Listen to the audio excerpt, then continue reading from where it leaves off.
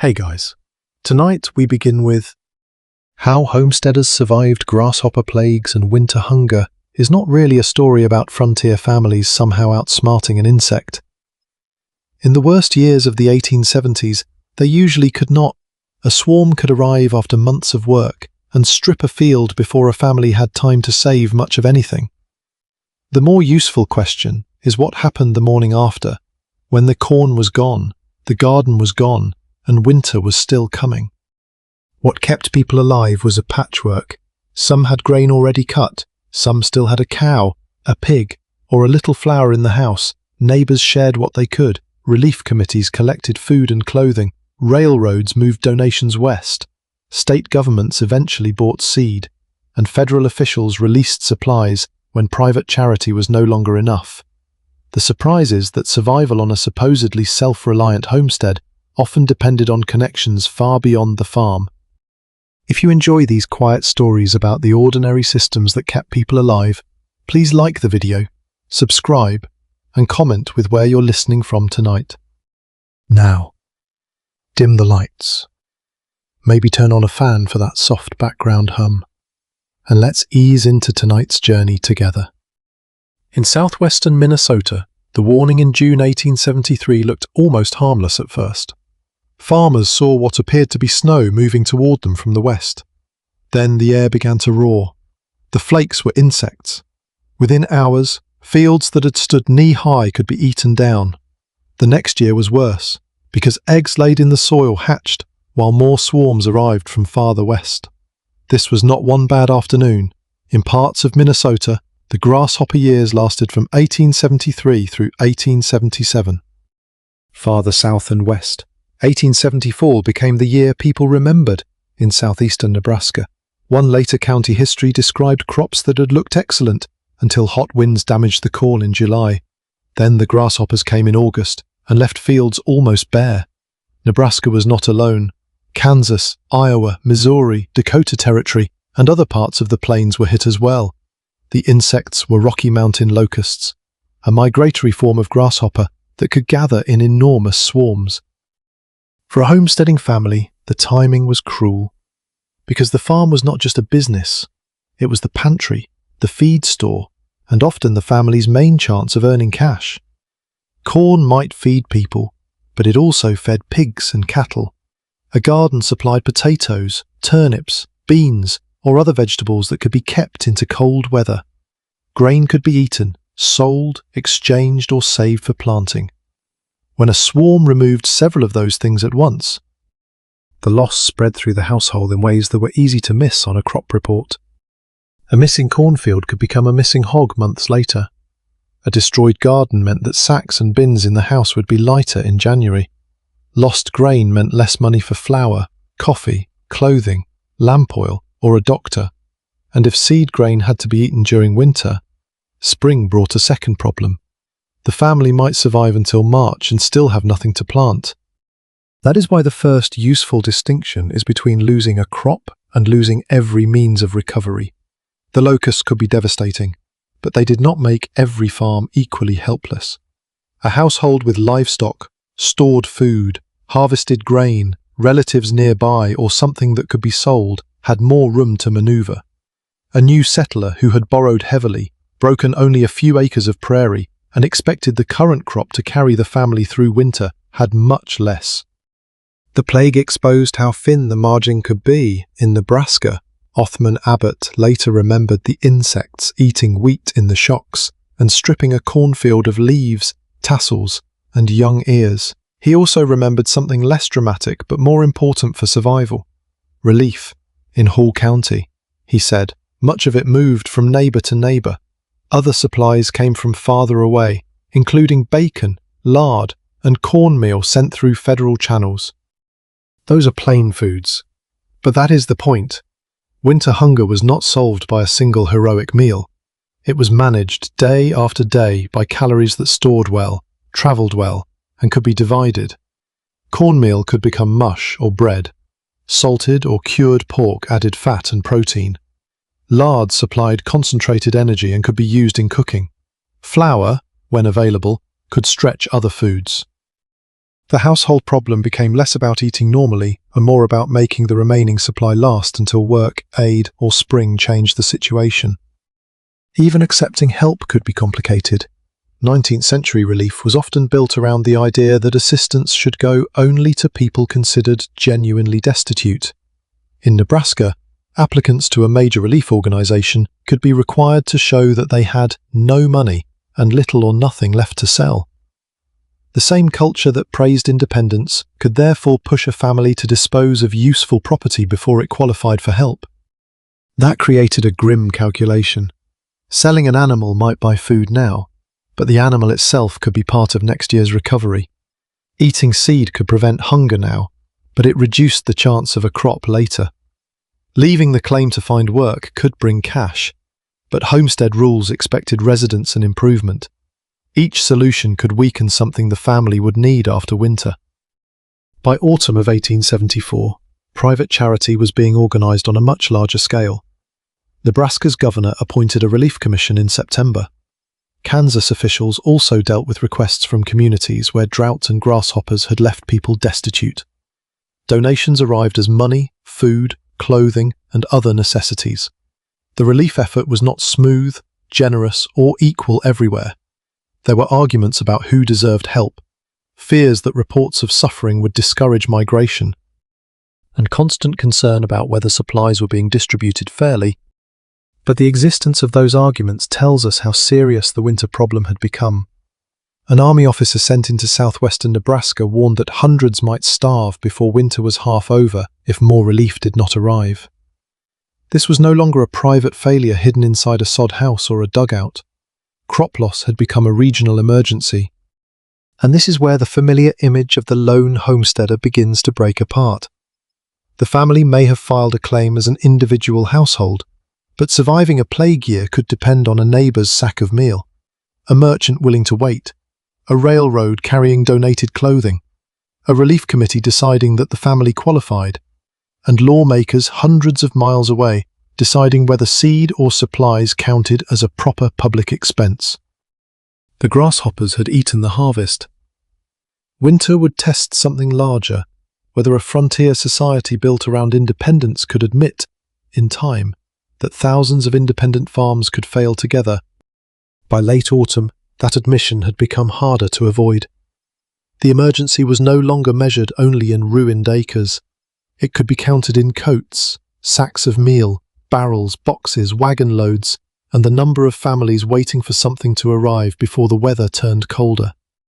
In Kansas, the Central Relief Committee became one of the clearinghouses for that problem. Its records survive because relief had to be organized almost like freight. Donations did not simply appear at isolated farms. They had to be collected, sorted, packed, labeled, moved by rail, unloaded, handed to local committees, and then divided among people whose needs were not all the same. Between November 19, 1874 and January 25, 1875, the Kansas Committee received 124 carloads of donations, containing more than 12,000 boxes, barrels, and other packages.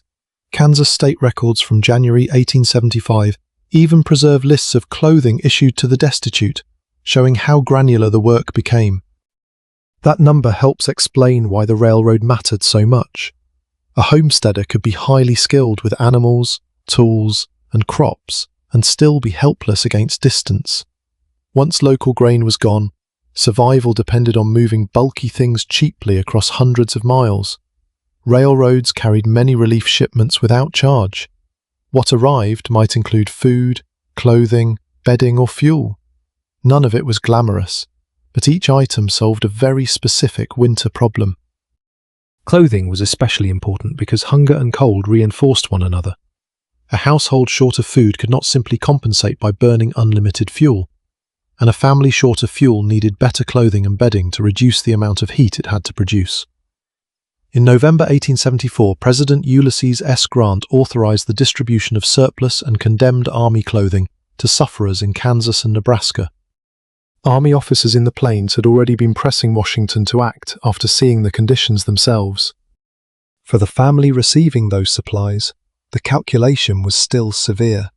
A ration was not a return to normal life. It was time. A sack of meal bought days, Bacon or lard bought calories. A coat reduced the amount of fuel needed to stay tolerably warm.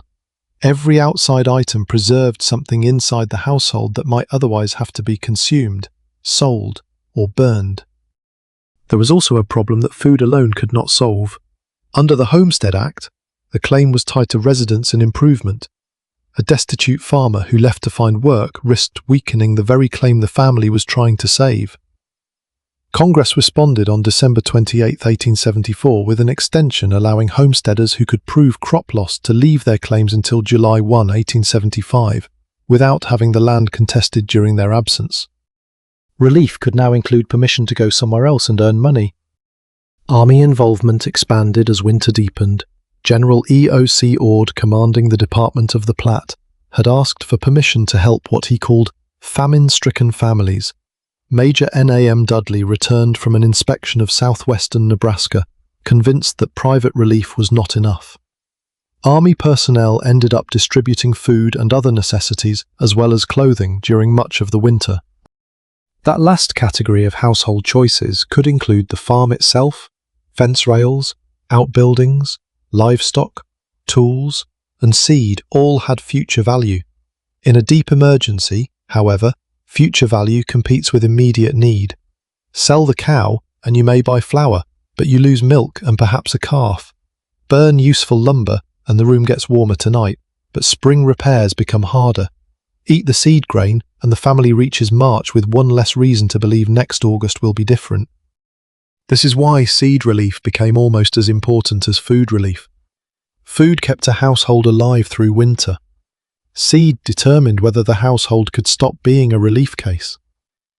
Congress directed $30,000 worth of seed to the Grasshopper regions in January 1875. Nebraska's treasury was nearly empty. Yet Governor Robert Furness also recommended that the state issue bonds, and the legislature authorized $50,000 in bonds to purchase seed for grasshopper victims. Using public money this way was controversial because aid to individual farmers did not fit comfortably inside older ideas about what government funds were for. The practical logic was difficult to ignore. If thousands of farmers reached spring alive but unable to plant, the relief bill would not end. It would simply move forward another year. Seed was therefore both emergency aid and economic repair. It converted winter survival into a chance at another harvest. The same logic changed the meaning of spring. For a family that had been living on purchased, borrowed or donated food, warmer weather did not mean the crisis was finished. There was still a long, hungry gap between planting and harvesting. A field could be green and still provide nothing for the dinner table. Seed had to germinate, weather had to cooperate, the grasshoppers might return. Livestock that had been sold or slaughtered during winter could not be replaced instantly. Federal food distribution therefore continued well beyond the coldest months. By the time the Army ended its distribution of federally issued supplies in the Department of the Platte on September 1, 1875, more than 1 million food rations had been provided to nearly 30,000 adults and children. The scale corrects another easy picture of homestead survival. The dangerous season was not simply December through February. For many families, the shortage lasted until the next crop became food or money. And even then, there was no guarantee that the next crop would survive. In Minnesota, the grasshopper trouble continued year after year. Eggs laid in the soil hatched the following season, while fresh swarms could arrive from elsewhere. Farmers tried beating the insects, dragging ropes across fields, ploughing and burning, digging ditches, raising birds and chickens to eat them, and later using sticky devices called hopper dozers. None of these efforts ended the larger plague. That meant a family could do almost everything expected of it and still lose again. Planting after a disaster required more than seed. It required accepting that the work might be repeated under the same threat. So the deeper survival method was not a clever frontier trick. It was redundancy. Food from one place, clothing from another, fuel where it could be found, seed protected for the future, neighbors filling gaps, railroads moving bulk goods, committees deciding who received them, soldiers distributing supplies, and governments slowly crossing old lines about public aid. The homestead still looked like one household standing alone on its claim. By the winter of 1874 and 1875, the reality underneath it was becoming much easier to see. Sometimes that reality was as simple as one person leaving the farm to earn wages somewhere else. A later Nebraska family history gives us a useful example. It was published in 1941, decades after the Grasshopper years, and the author openly explained that she had woven together incidents told by two pioneer women, changing some names, so it is not a day-by-day diary, and its dialogue should not be read as a transcript, but for ordinary household mechanisms, food storage, fuel, wage work, livestock, and the way one family spread its risk. It is unusually revealing. The family in the story, called John and Annie Brown, had been doing well before the 1874 invasion. Their garden held corn, potatoes, melons, squash, cabbage, and onions. Then the grasshoppers arrived and, in the account, wiped out the season's work in a single day. Other families left the country afterward. John and Annie stayed. Their first important adaptation was not agricultural at all. John took a job working on the railroad track. That changed the household economy. A crop could disappear because of drought, insects, or weather. Railroad wages did not depend on whether the family's corn survived. The job therefore created a second stream of support at exactly the moment the farm had become unreliable. The account says Annie tried to save much of John's pay rather than immediately spending all of it. In modern language, they were diversifying their income. In their own world, it was simply a way to make sure one disaster did not control every part of the household. The railroad job also changed who carried the farm. John could not be in two places at once. While he worked away from the claim, Annie's cows, chickens, garden work, food management, and children became more central to survival. The later account says she managed to get by from the cows and chickens, and from what little she could salvage from the garden. That is a different kind of resilience from the familiar picture of a man breaking prairie behind a team. The farm survived partly because domestic production kept functioning, while cash came from somewhere else. Small livestock had another advantage. It divided food production into many small units, instead of one field-sized gamble. The narrative remembers Annie using a $5 gift to buy 19 hens and a rooster in an earlier spring. It later describes the family selling a calf to help buy another cow. Those details come from the reconstructed family story rather than a contemporary account, but they show the logic of a mixed household economy. Eggs could appear one morning at a time.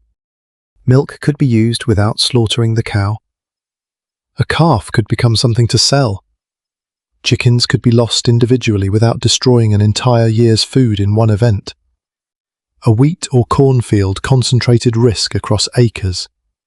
A few animals, stored vegetables, wage work, and garden produce spread that risk across different kinds of resources. Food preservation mattered long before a crisis began.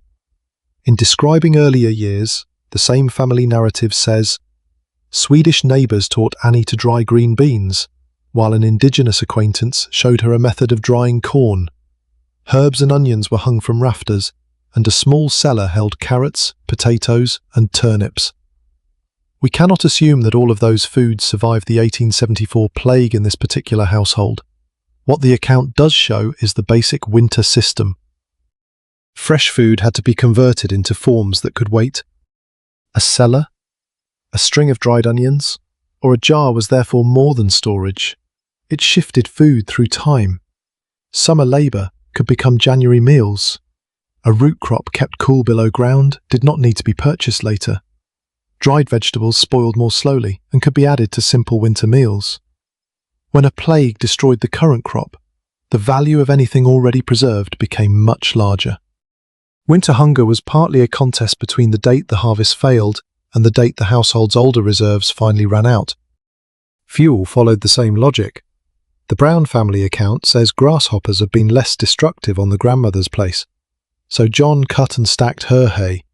It also notes that some families burned hay during winter, twisting it tightly before putting it into the fire.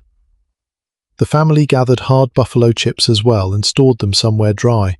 On a treeless or lightly timbered prairie, a stove could not assume a neat stack of split firewood beside the door.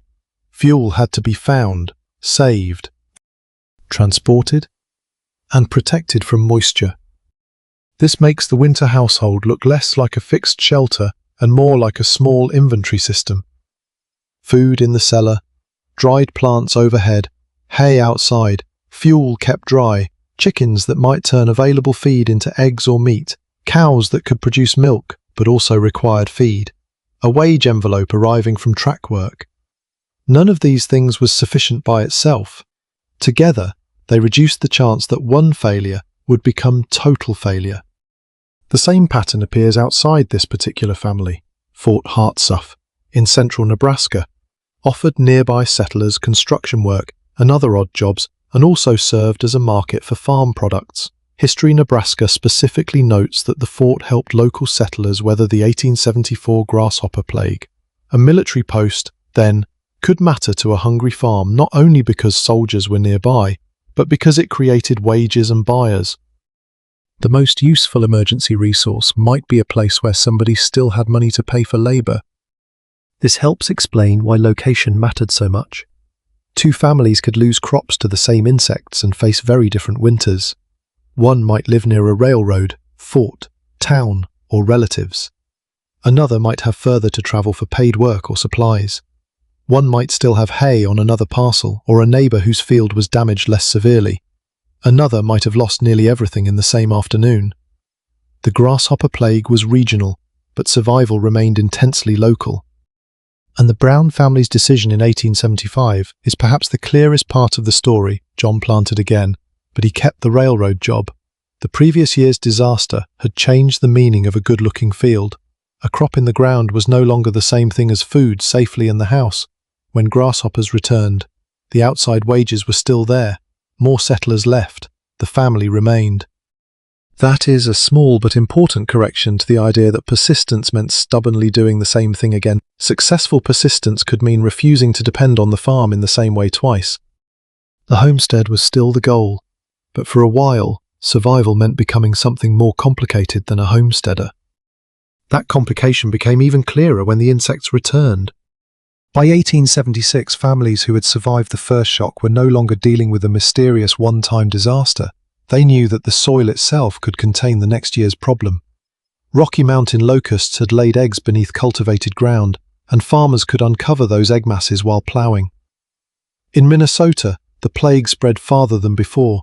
Grasshoppers reached parts of 40 counties and destroyed roughly 500,000 acres of crops that year.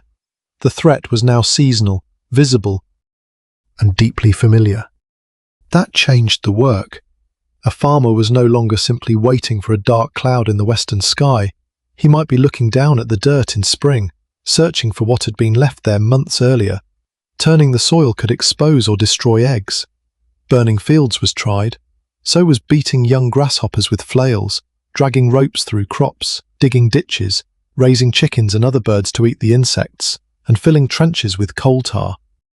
None of these methods could stop a regional invasion, but they gave households something they had lacked in 1873, a chance to attack the plague before the insects could fly. The most useful moment was when the insects were young, before they developed wings. They moved across the ground and could be trapped more easily than flying adults. That encouraged farmers to think less about defending every stalk and more about intercepting the insects as they moved. Devices that became known as hopper dozers used shallow sheet metal pans with sticky or oily material. Drawn through a field, they caught jumping grasshoppers before the insects could move farther into the crop. Later Nebraska descriptions show how such machines could be built cheaply enough to make mechanical grasshopper control practical on ordinary acreage. A hopper dozer was not a miracle. In Minnesota, the historical record is blunt that these methods failed to end the plague. But the machine represented an important change in attitude. The first swarms had seemed almost supernatural in scale. By the middle of the decade, farmers, local officials, and scientists were treating the locust as a biological problem with a life cycle that might be interrupted. That shift mattered because repeated disaster creates a different kind of hunger from a single crop failure. After one bad year, a family might sell property, borrow money, accept relief, or leave temporarily for work. After 2 or 3 bad years, those reserves had already been used. The cow sold in the first winter could not be sold again. The neighbour who shared meal last year might now be short himself. A household that survived one ruined harvest could therefore become more vulnerable, not less. When the next swarm appeared, Minnesota's experience shows how uneven that pressure could be. The locusts moved in separate bodies rather than covering every farm equally. One district could be devastated while another nearby escaped. That unevenness was cruel, but it also meant that not every local source of food, seed, wages, or livestock disappeared at the same moment. The patchwork that had carried families through the first winters still mattered, because survival often depended on finding whatever resource the insects had missed. Government responses also became more organized, though not necessarily more generous. Minnesota counties tried to help destitute farmers and organize anti-grasshopper work, but rural counties had weaker poor relief systems and fewer charitable organizations than cities. State leaders disagreed about direct assistance. When John S. Pillsbury became governor in 1876, he emphasized destroying the insects rather than simply supporting families after their crops were gone. The logic was severe but understandable. If food relief arrived only after a harvest failed, officials were always paying for yesterday's disaster. Egg destruction and coordinated field work offered at least the possibility of preventing tomorrow's. Minnesota adopted a controversial measure requiring able-bodied men in affected counties to spend 1 day each week for 5 weeks destroying grasshopper eggs. Pest control was no longer being treated entirely as the private responsibility of whoever happened to own the field. Nebraska went even further in 1877. Its legislature declared the grasshopper a public enemy and required male residents between 16 and 60 to perform 2 days of labor eradicating the insects after they hatched. Refusing could bring a $10 fine. The language sounded almost military because the problem had begun to look military. Too large for one farm, mobile across boundaries, and capable of defeating communities one after another. At the same time, governors were admitting that even state action might not be enough. In October 1876, Pillsbury chaired an Omaha conference bringing together governors and scientists from grasshopper states. They concluded that no single state or community could successfully handle an enemy that moved unpredictably over such a vast area. The conference financed 10,000 copies of a pamphlet describing control methods and urged the federal government to establish an entomological commission staffed by scientists who could study the locusts systematically. That may sound far removed from a hungry family standing beside a sod house, but it was connected directly to survival. Better information could tell farmers where eggs were concentrated, when young hoppers might emerge, and which methods deserved scarce labor. A family already short of food could not afford to spend several precious spring days using a technique that accomplished nothing. Knowledge itself was becoming part of the survival system. Even then, weather could do more than any machine. In Minnesota, an April snowstorm in 1877 damaged many grasshopper eggs. Farmers intensified their efforts against those that remained. The surviving eggs still hatched, but by August the grasshoppers had flown away. Many residents connected the change to a statewide day of prayer proclaimed for April 26. Whatever explanation individual families favored, the practical result was extraordinary after years of anxiety. Crops finally had a better chance to mature without another massive assault. The plague did not end because homesteaders discovered one secret weapon. Locally, it faded through a mixture of weather, changing locust movements, attacks on eggs and young insects, and circumstances larger than any household could control. In the longer run, agricultural settlement pushed into the Rocky Mountain locusts' permanent breeding areas. Historians and entomologists have argued that cultivation and irrigation helped destroy those breeding grounds, contributing to the species' eventual disappearance from North America. For the families enduring the 1870s, however, that larger ending was still beyond the horizon. Their victory was smaller and more practical.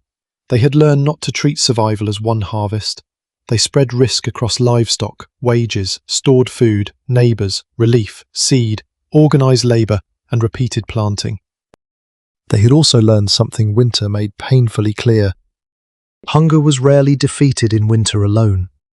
It was defeated, as much as it could be, by what a family managed to preserve before the snow came, and by what the wider community managed to keep alive for spring. The lessons settled slowly, over more than one bad season. A family that survived the first grasshopper year could not simply promise to work harder next time. Hard work had never been the missing ingredient. The problem was concentration. Too much depended on the same few acres, the same weather, and the same harvest window. If one swarm could erase almost every major source of food and cash at once, then the safer farm was not necessarily the farm that produced the biggest crop in a good year. It was the farm that could lose one thing without losing everything. That meant winter survival really began in spring. Families who had enough land and labour could spread planting across different crops and different purposes. Some grain was food, some could be sold. Corn could feed people, but it also supported livestock. A garden produced foods that could be eaten fresh, dried, or stored. Hay did not go directly onto the family table, yet it preserved animals that produced milk, meat, transportation, manure, or something that could be sold when cash disappeared. None of this made a homestead immune to locusts. Nebraska experienced renewed invasions in 1875 and 1876 after the catastrophic raid of 1874, while parts of Minnesota endured repeated grasshopper destruction from 1873 through 1877. The value of having several resources was not that every crop escaped, it was that losses were rarely identical in every place, at every moment, or across every part of a household economy. Storage added another layer. A potato in August was useful. A potato still sound in January was survival. Root cellars became a basic part of many farmsteads because cool, dark underground space allowed potatoes and other foods to be carried far beyond harvest. Families also preserved fruits and vegetables by drying or bottling them, turning summer abundance into food that could wait. That simple act changed the calendar. Food no longer existed only when it was growing. It could be moved through time. A cellar full of roots, dried produce, meal, or preserved foods was effectively a barrier between a household and whatever happened outside.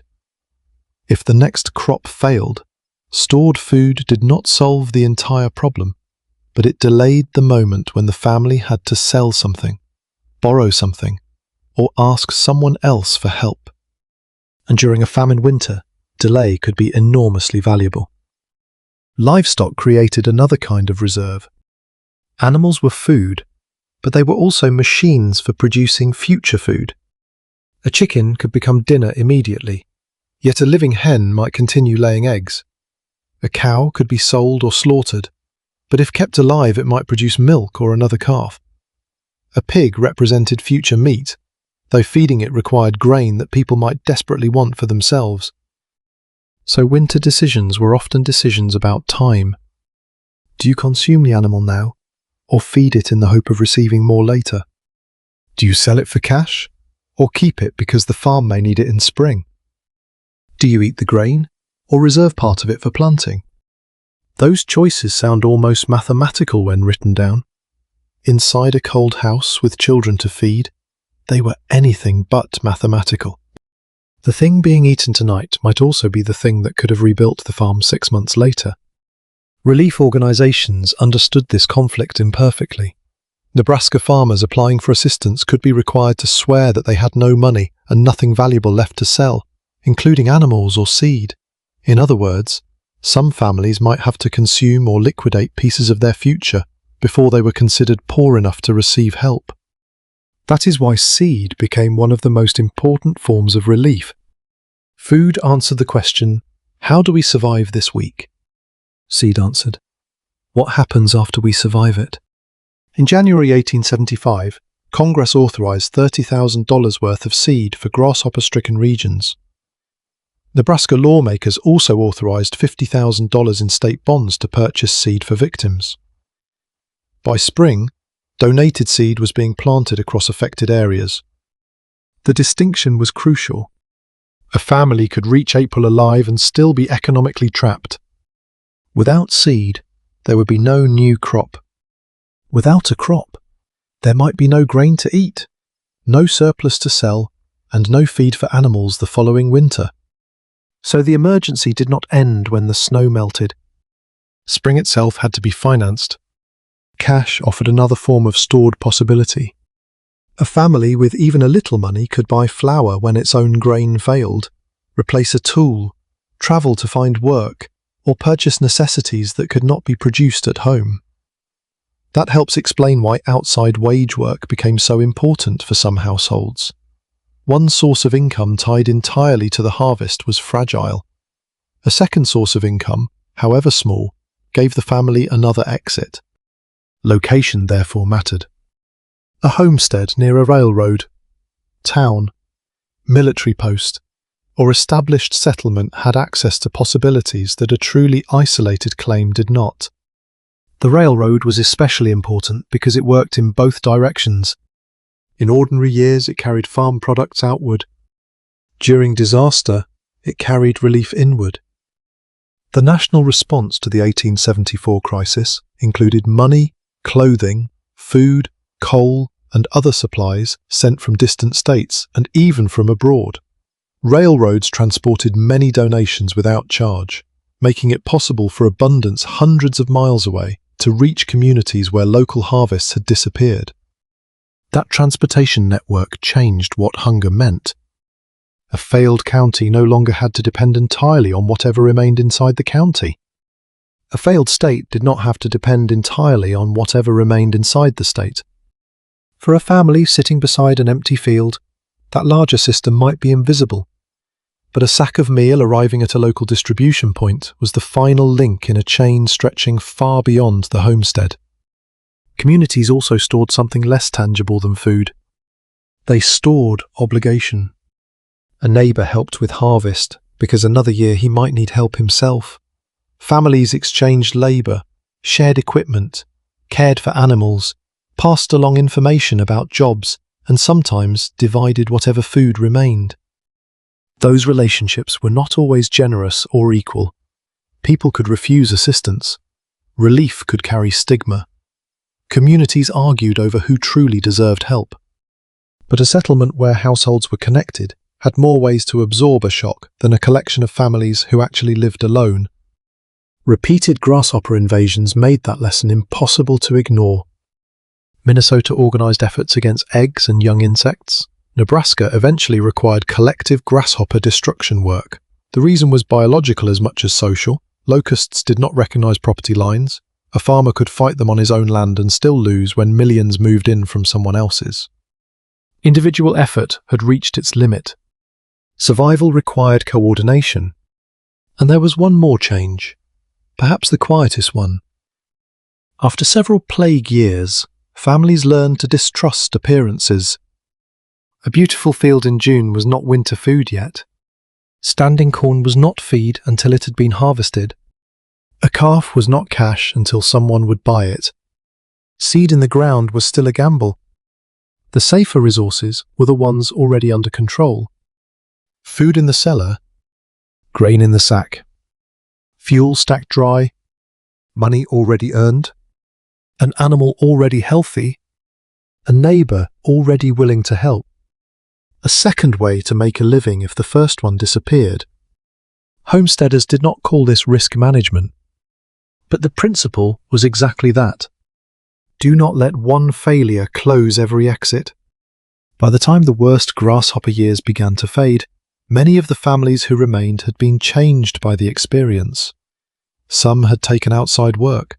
Some had accepted relief they never expected to need.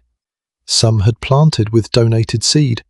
Some had watched neighbours abandon their claims and decided to remain.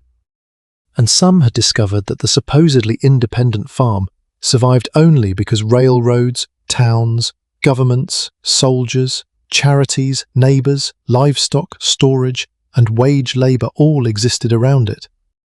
The house still mattered. The cellar mattered. The animals mattered. The sacks of meal mattered. But the deepest protection was having more than one answer to the same question. What will we eat if this fails? Asked early enough, before the squall, before the frost, and before the snow, that question was one of the quiet ways homesteaders turned catastrophe into something a family could sometimes survive. That question became especially sharp once winter reduced the farm to whatever had already been saved. A field could still look enormous in memory, but inside the house the crisis was measured in smaller units. A scoop of flour, a handful of meal, a strip of bacon, milk if the cow was still producing, potatoes if the cellar had escaped freezing. The remaining food was no longer part of a harvest. It was an inventory, and every meal removed something from it. Relief records from Nebraska make the quality of emergency food very plain. The Nebraska Relief and Aid Society distributed large amounts of flour, cornmeal, bacon, clothing, blankets, and inexpensive groceries. One later account of the relief effort described much of the donated material as low-grade rather than generous. That was not unusual for 19th century charity. The purpose was to prevent starvation and exposure, not to recreate the diet a family had expected from its own farm. For the people receiving it, that distinction mattered. Cornmeal could become mush, cakes, or a rough bread. Flour could make biscuits or be thickened into simple dishes. Bacon supplied both meat and fat, and the grease left in the pan could still be useful in cooking. These foods travelled well compared with fresh milk, vegetables, or meat. They could be divided into rations, packed onto wagons, and stored long enough to reach households far from the original donor. A relief ration also had to account for family size. By March 1875, federal rations were being issued in 43 Nebraska counties to more than 13,000 adults and more than 9,000 children. By May, the number of counties had fallen, but thousands were still receiving food. The emergency had survived the winter calendar. People could be hungry after the snow softened because the next harvest had not yet arrived. Inside a household, stretching food usually meant reducing variety before reducing life itself. The better foods disappeared first because there were fewer of them. Fresh vegetables became scarce. Meat might be saved for particular meals or used in small amounts to flavour starches. Coffee, sugar, or other purchased goods became harder to justify when cash was nearly gone. A meal could become repetitive without becoming immediately fatal. That dullness was part of survival. Hunger does not always begin with an empty plate. It can begin with smaller portions, fewer ingredients, less fat, and a growing dependence on one or two foods that are still available. The family remains functional, but every day narrows the margin. Adults can quietly eat less, so children receive more. A mother or father can claim not to be hungry. There is rarely a record of exactly who surrendered which spoonful in a particular sod house, so we should not invent those scenes. But household rationing itself was an unavoidable mechanism wherever food stocks fell and no replacement arrived quickly. Cold made every calorie more valuable. On the plains, fuel could be as limiting as food. Timber was scarce in many districts, and later homestead records describe families burning dried cow chips in stoves. Sod construction helped because thick earth walls slowed heat loss. A sod house was not automatically comfortable, dry, or clean, but its insulation meant that a small stove could hold warmth more efficiently than a thin-walled structure using the same amount of fuel. Fuel therefore became another inventory.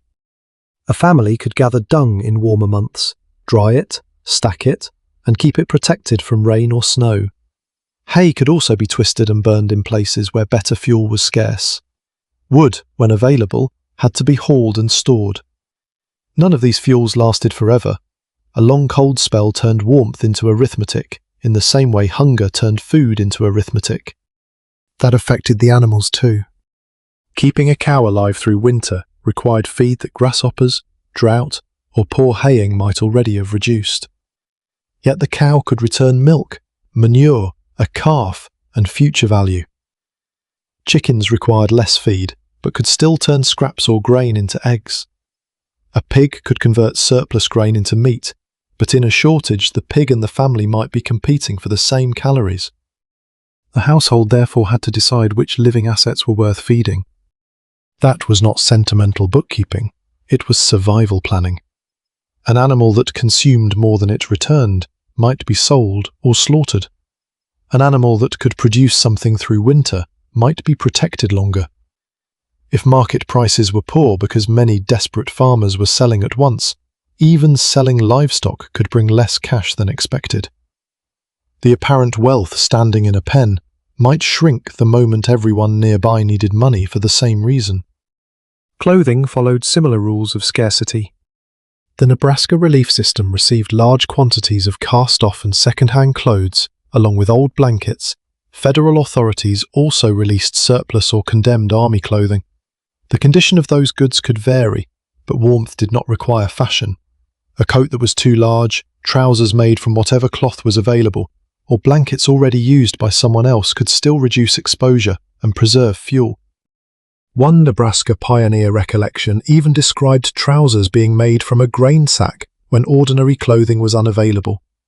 Later reminiscence is not perfect evidence for every household, but the example captures the practical logic of scarcity. An object stopped being what it had been made for and became whatever the family needed most. Sacks became clothing, boxes became storage. Grease became cooking fat. Hay became stove fuel.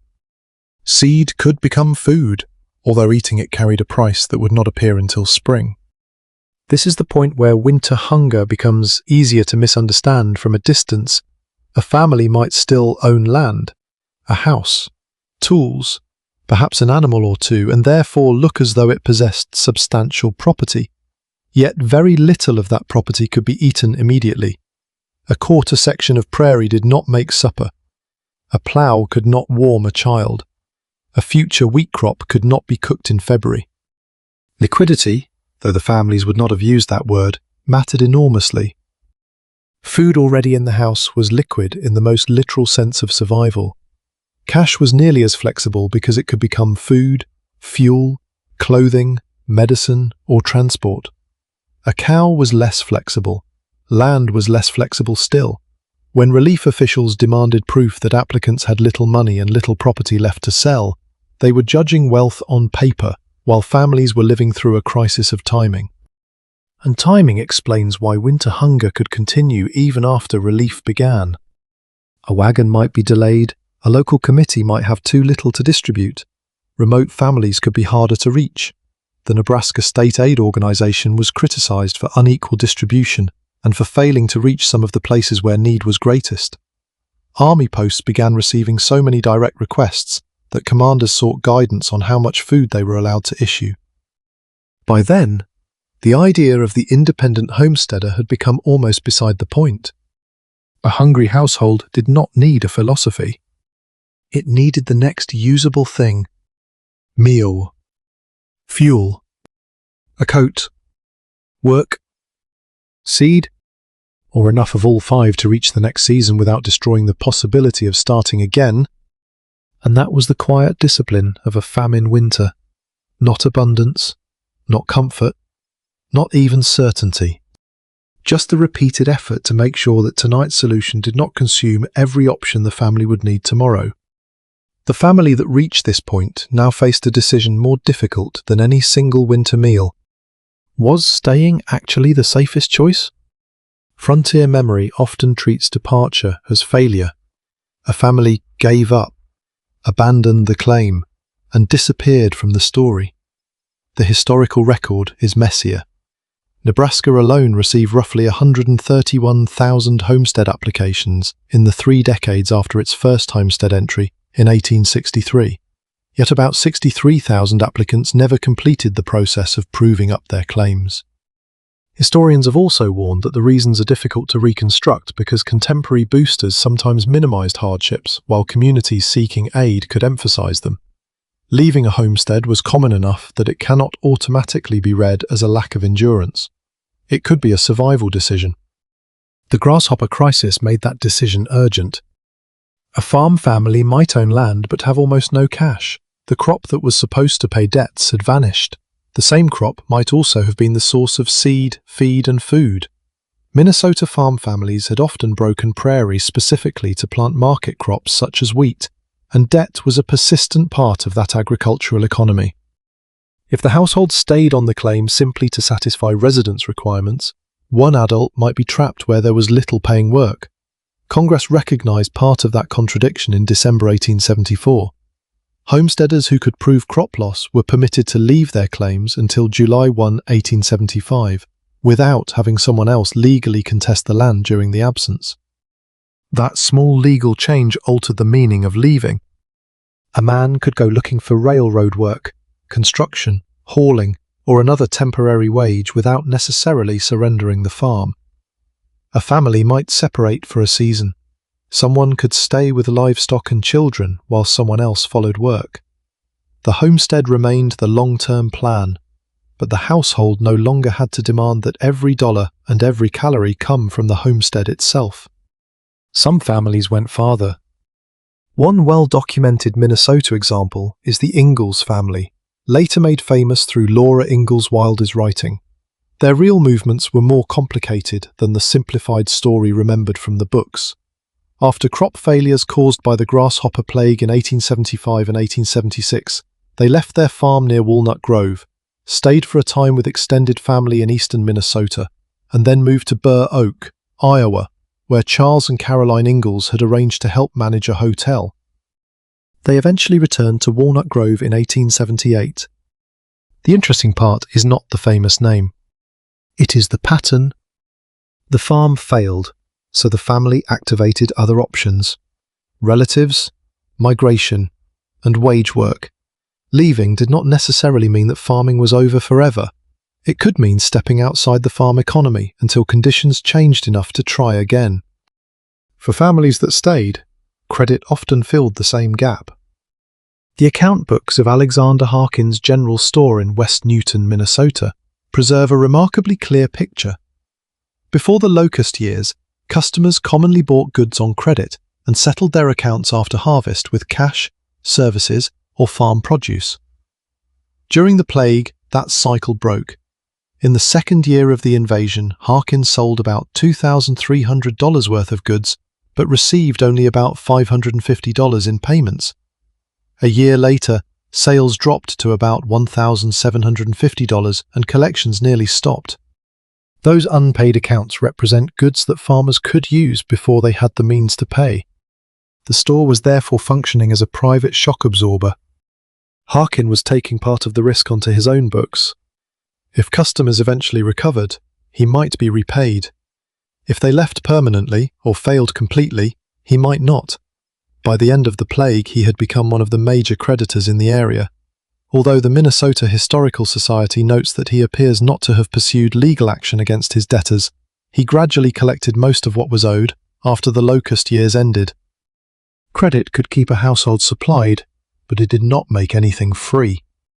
It moved the cost forward. The winter's flour might become next year's debt. Seed bought now might have to be repaid from the next harvest.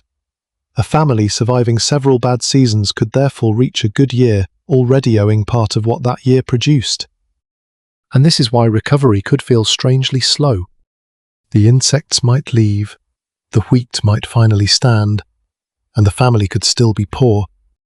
There were old store accounts to settle. Animals might need replacing. Buildings and fences neglected during the emergency needed repair. Clothes had worn out. Tools had broken. Seed reserves had to be rebuilt. The first successful harvest after disaster was not necessarily pure surplus. Part of its value might already be needed to repair losses or settle obligations carried forward from the plague years. Harkin's surviving accounts show how debts accumulated during the invasion continued afterward, even though many were gradually repaid. People also found less obvious ways to create value when grain failed. Harkin helped farmers around West Newton organize a trade in wild ginseng, whose roots grew in wooded parts of southern Minnesota and had a commercial market. The Minnesota Historical Society credits that effort with helping many local farmers through the plague. That is a wonderfully practical example of how survival could depend on temporarily noticing the landscape differently. A plant that had not been the center of the farm economy suddenly mattered because wheat and garden crops had become unreliable. The same principle applied to labor. A team of horses could haul for someone else. A person who normally farmed could work away from the claim. A family member could cook, clean, sew, teach, manage a hotel, or take whatever respectable paid work was available. Skills that had seemed secondary in a good crop year could become primary when the crop disappeared. The documented experiences of families such as the Ingleses and the congressional decision to protect grasshopper-stricken homesteaders who temporarily left their claims show how mobility and outside employment became legitimate survival mechanisms. This was not so much the abandonment of self-sufficiency as the discovery that complete self-sufficiency had never really existed. Farmers depended on merchants for credit. Merchants depended on farmers eventually producing something worth buying. Railroads connected farms to markets and during the crisis carried relief into stricken regions. Settlers could depend on relatives for temporary shelter. And a government rule could determine whether leaving for wages meant protecting or losing a claim. The relief system that emerged in 1874 and 1875 tied together private charity, transportation networks, state action, federal legislation, seed distribution, and direct assistance. One failure moved through the whole web, and one useful connection could move back through it. In Minnesota, the major grasshopper plague lasted from 1873 through 1877.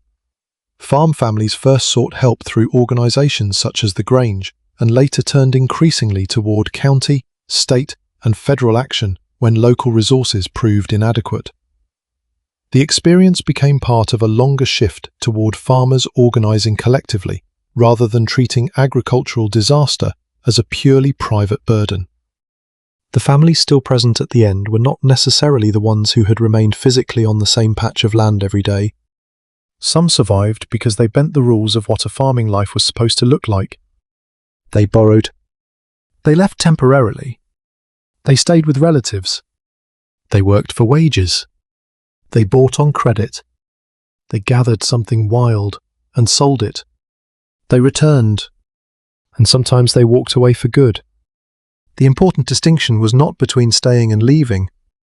It was between preserving options and exhausting them. A claim could be worth protecting, but a claim was not more valuable than the people living on it.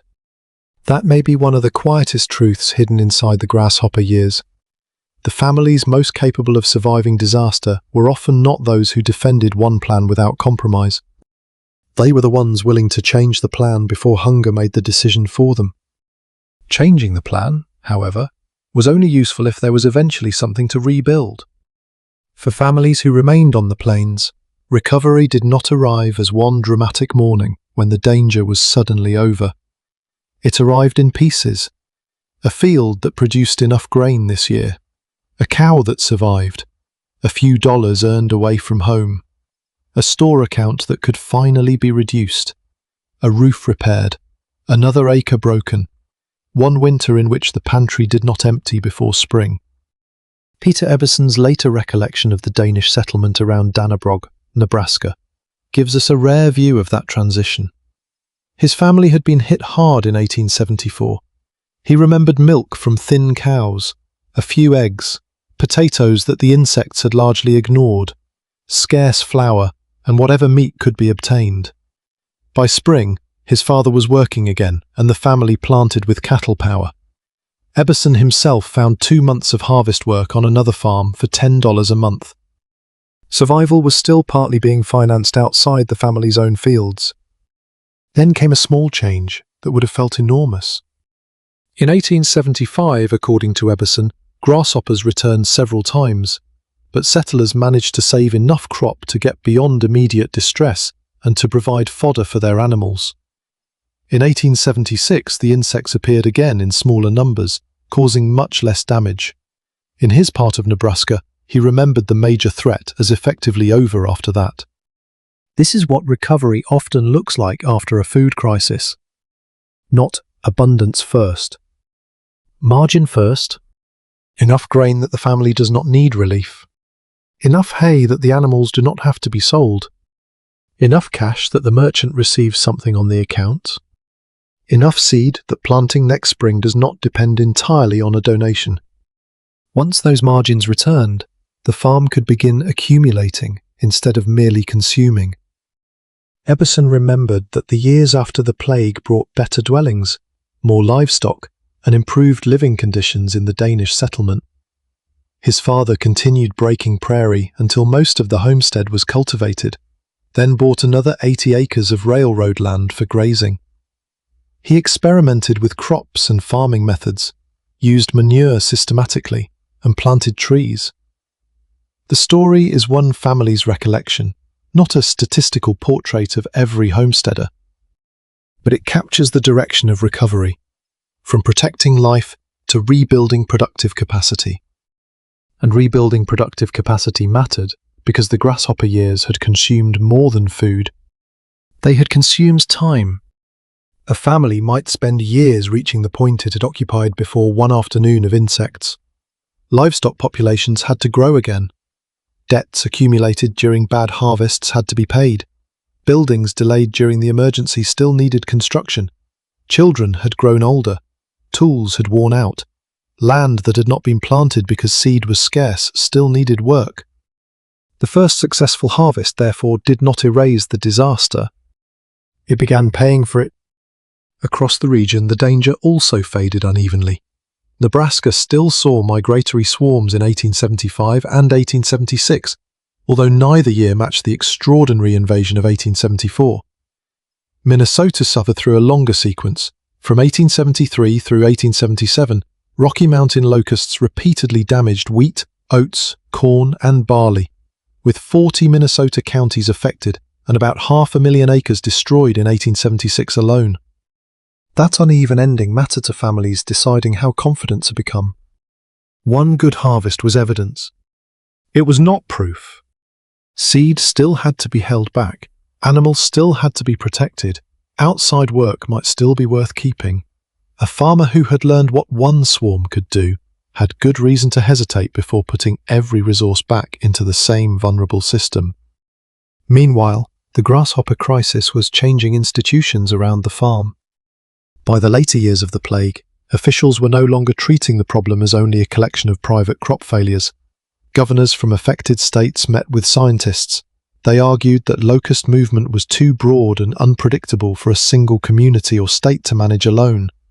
Their 1876 conference helped press for federal scientific involvement, while Nebraska's 1877 law went so far as to label grasshoppers a public enemy and require able-bodied male residents to perform eradication labor.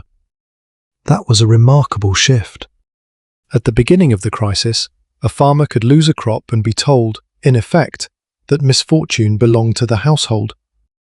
By the end of it, governments were studying the insect, organizing control, distributing information, protecting homestead claims, supplying seed, and accepting that an agricultural disaster could be large enough to become a public problem.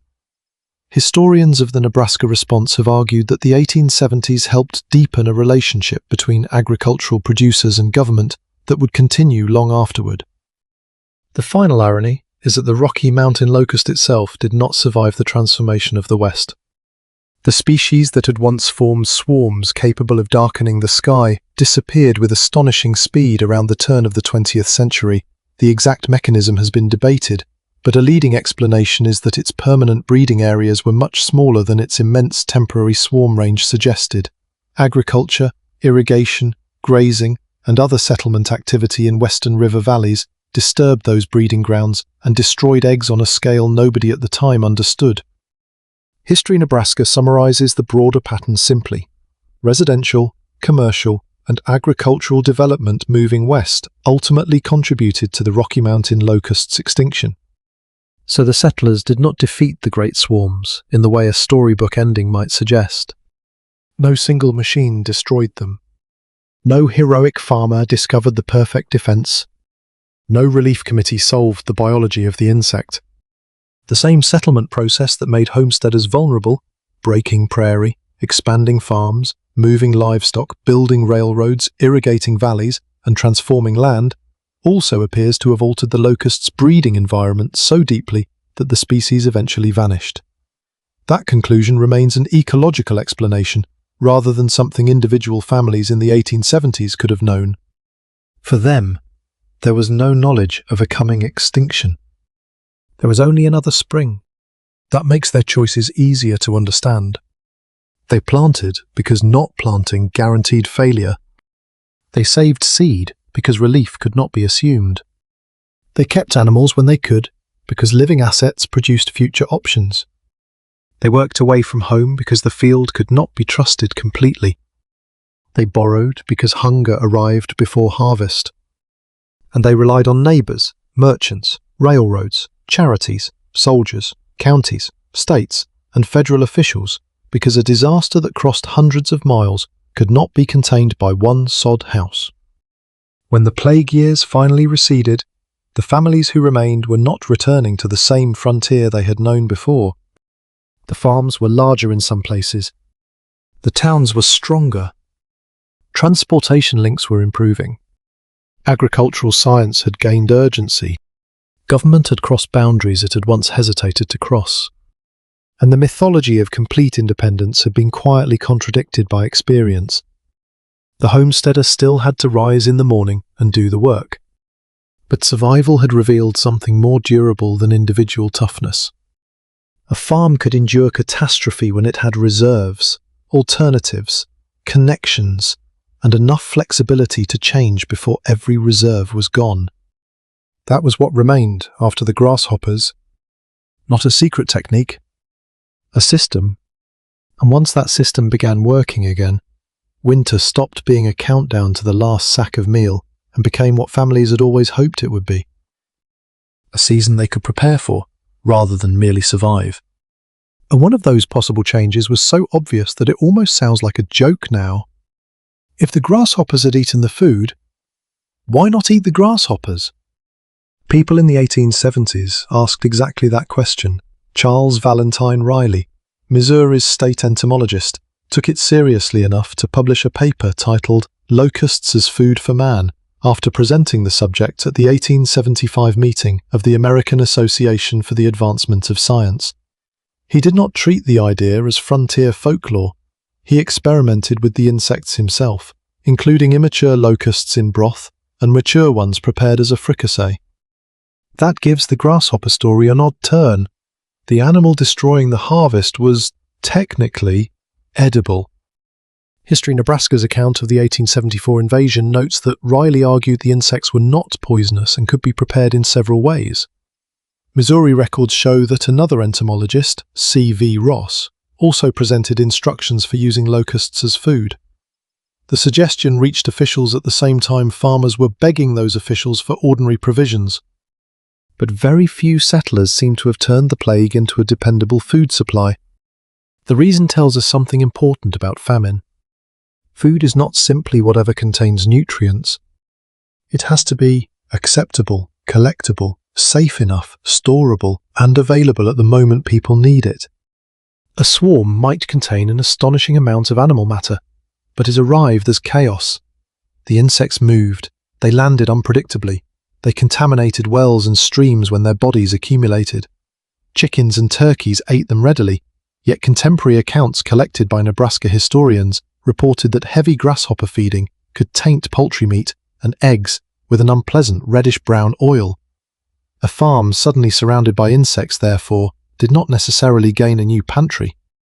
It could lose several familiar food and water systems at once. There was also the matter of timing. The most desperate hunger often came months after the summer invasion. A family might have grasshoppers covering the ground in July and still be short of food in January.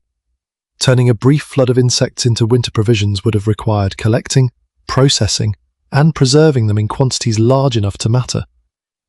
Riley could demonstrate that locusts were edible. That was different from proving that an exhausted farm family could efficiently convert a moving swarm into a reliable 6-month food reserve. The historical record, instead, shows large relief systems supplying more conventional foods after the swarms had passed. So the insects became more useful, in practice, when somebody paid people to destroy them. Missouri's legislature took that approach in 1877. State archival records show that lawmakers authorized bounties of $5 for a bushel of grasshopper eggs and $1 for a bushel of grasshoppers. Suddenly, a bucket of pests could represent something more flexible than dinner. It could represent cash. And cash could become flour, salt, cloth, medicine, seed, or whatever the household lacked most. That is a much better fit with the survival pattern we have been following. The strongest emergency resource was often not one more kind of food. It was something that preserved choice. The bounty system also pushed people toward the insects at the most useful stage of their life cycle. Egg collection reduced the number that might hatch later. Catching young insects before they could fly was easier than fighting adults in a moving swarm. Missouri's records also mention entrepreneurs inventing machines intended to remove grasshoppers from standing crops. The plague was creating a small economy around its own destruction. Farmers who had first tried smoke, fire, trenches, beating, or simple crushing were now surrounded by proposals for machines, bounties, scientific papers, and organized observation. The emergency was moving from individual improvisation towards something closer to pest management. Riley became one of the central figures in that change. His importance was not that he persuaded frontier families to eat bowls of grasshoppers. His larger contribution was to insist that the insects could be studied in enough detail to make action less random. Congress established the United States Entomological Commission in 1877. Riley served with Alpheus Packard and Cyrus Thomas. Their first report on the Rocky Mountain locust was not a small pamphlet telling farmers to work harder. It gathered observations, maps, life cycle information, and designs for control devices. Hundreds of observers contributed information during the summer of 1877. That network mattered because a locust swarm did not respect the scale of a farm. One farmer could describe what had happened over his quarter section. Hundreds of farmers, teachers, officials, and scientists reporting together could begin to show where the insects had come from, when they had hatched, what winds carried them, and where egg-laying was concentrated.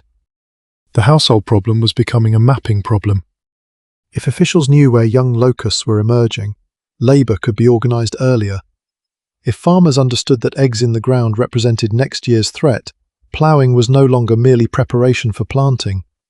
If observers tracked wind and movement, a swarm became something more than a supernatural cloud appearing without explanation.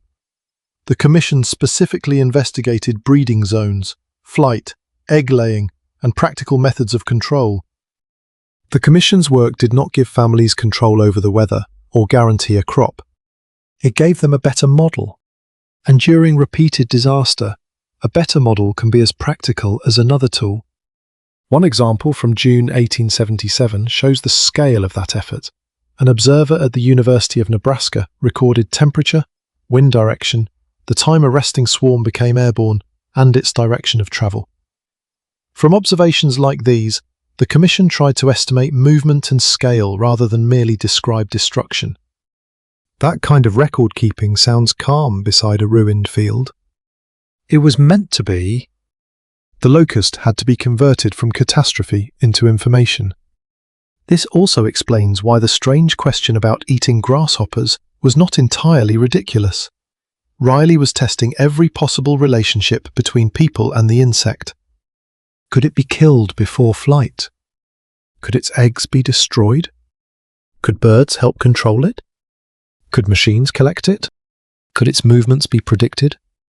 And, if crops were gone, could the insect itself become food?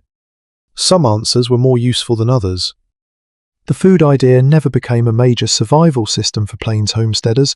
Relief flour, cornmeal, livestock, credit, wages, stored vegetables, seed aid, and community networks mattered far more. The surviving accounts instead describe locust eating mostly as an experiment or proposal, rather than a normal famine diet. But the experiment reveals the pressure of the moment. People were willing to reconsider even the boundary between pest and food, because the ordinary agricultural order had broken down. By 1877, Missouri could offer money for bushels of insects, while scientists tested recipes and mapped migrations. 3 years earlier, A swarm had simply arrived and eaten the family's future. Now the same insect was being measured, collected, priced, dissected, cooked, mapped, and studied. The grasshopper had not become harmless, but it had become less mysterious. And for families trying to keep one more crop between themselves and another hungry winter, reducing mystery was itself a form of preparation. Understanding the insect did not make one social problem any easier. Someone still had to decide who deserved help. That question followed nearly every wagon of relief into the grasshopper country. 19th century charity was often built around a distinction between people considered temporarily unfortunate and people considered habitually dependent. Grasshopper victims tried hard to place themselves in the first category. Appeals from affected communities emphasized that these were working farmers whose poverty had been produced suddenly by forces outside their control. Some compared their situation with the victims of the Chicago fire, another disaster in which respectable people could lose almost everything in a matter of hours. The comparison was useful because pride mattered. A homesteader who had crossed hundreds of miles, built a house, broken prairie, planted crops, and expected to feed a family through his own labor might find it deeply uncomfortable to stand before a local committee asking for flour. The relief system, therefore, had an emotional cost that does not appear neatly in a ration ledger. To receive help, a family might have to admit publicly that the farm could no longer feed them. They might have to explain what property remained. They might have to demonstrate that there was no cash hidden away, no livestock that could reasonably be sold, and no relative already supporting them. Assistance was supposed to be temporary and directed toward people judged genuinely needy. That meant families could occupy a strange position, poor enough to fear hunger, but still worried that officials would decide they owned too much to qualify. And the communities distributing relief were under pressure from the opposite direction. Give too little, and isolated households might starve. Give too freely, critics warned, and people might exaggerate their suffering simply to obtain supplies. General Philip Sheridan expressed exactly that fear when army officers asked permission for broader food distribution. He acknowledged the distress but worried that easy access to government supplies would cause reported suffering to expand far beyond reality. The result was an uneasy policy in which army aid was initially handled cautiously and often case by case. For a hungry household, however, the difference between policy theory and winter reality could be several days of food. Major M. Dudley saw that problem while inspecting southwestern Nebraska. Traveling through frontier Red Willow, Furnace, Harlan, and Gosper counties, he repeatedly encountered families saying that without assistance they could not survive. Eastern donations had not reached everyone. Dudley issued flour and pork on his own initiative and warned that once snow covered the ground, isolated settlers would face starvation and exposure. Distance made every argument about deservingness more dangerous. A town family might be able to visit a committee. A household 20 or 30 miles away might first need a team healthy enough to travel, a road still passable, and enough information to know where supplies were being distributed. If snow closed the route, a technical right to relief was not the same thing as relief in the kitchen. Private organizations also struggled with trust. The Nebraska Relief and Aid Association had been organized in September 1874 to collect money, provisions, clothing, fuel, and other necessities. But almost immediately, arguments developed over how assistance was being handled.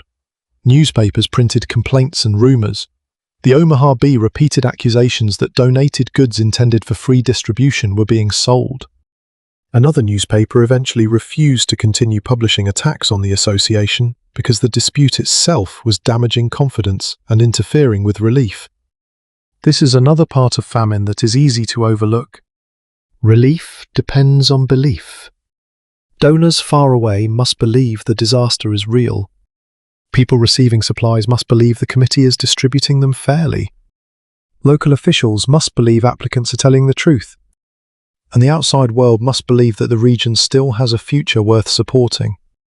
Nebraska had a special problem with that final point. The state was still actively trying to attract settlers and investment. Railroads, Newspapers, land promoters, and political leaders had spent years presenting the plains as a place of opportunity. Public descriptions of starving homesteaders therefore threatened more than pride. They threatened immigration and land values. Early in the crisis, some officials openly worried that too much publicity about grasshopper destruction would discourage settlement. Correspondence cited by historians shows that aid was sometimes discussed alongside a desire to keep the suffering quiet. One distressed county warned that families might return east and spread stories damaging Nebraska's reputation. Governor Robert Furness initially tried to calm the alarm. In 1874, he publicly argued that Nebraska as a whole had not suffered complete crop failure and that reports of disaster were being overstated. He acknowledged serious distress in western areas, but resisted the idea that the entire state was collapsing. Part of the tension was practical. State government had little money and uncertain legal authority for broad relief, but part of it was also the fear that disaster publicity could undermine settlement. That created a contradiction. To attract future homesteaders, Nebraska needed to appear prosperous. To save current homesteaders, Nebraska needed outsiders to understand how desperate conditions had become. The state could not easily do both. As winter advanced, hunger won the argument. Private donations and county resources were simply too small for the scale of the need. Contemporary estimates suggested that thousands of Nebraskans were destitute and that enormous sums would be required to keep settlers on their claims through another harvest.